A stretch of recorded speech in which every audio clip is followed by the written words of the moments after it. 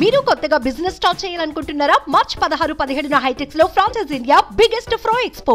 AP రాజకీయాల్లో మంచి రసపట్టు మొదలైంది. పిఠాపురంలో జనసేనాని పవన్ కళ్యాణ్ పై పోటీకి దించేందుకు వైసీపీ అస్త్రం ముద్రగడ పద్మనాభం ఫ్యాన్ పార్టీ కండువా కూడా కప్పుకొని రెడీగా ఉన్నారు. ఇప్పటికే పవన్ ఎక్కడి నుంచి పోటీ చేస్తే అక్కడ పోటీగా ముద్రగడను నిలపాలని వైసీపీ ప్లాన్. శుక్రవారం జగన్ సమక్షంలో ముద్రగడ వైసీపీలో చేరారు.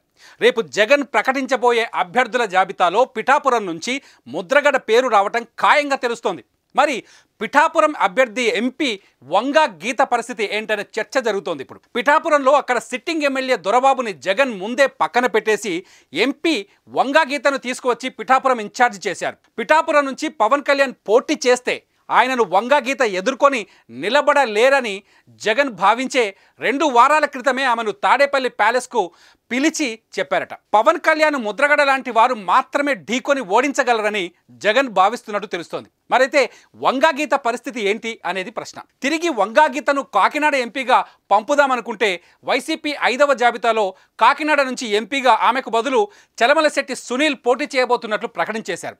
ఒకవేళ ఆమెకు మళ్ళీ కాకినాడ ఎంపీ టికెట్ ఇవ్వదలుచుకుంటే అప్పుడు చలమలశెట్టి సునీల్ పరిస్థితి ఏంటి?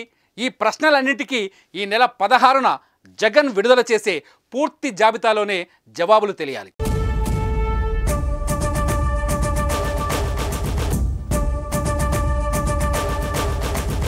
సుమన్ టీవీలో మీ పర్సనల్ అండ్ బిజినెస్ ప్రమోషన్స్ కోసం కింది నెంబర్కి కాంటాక్ట్ చేయండి.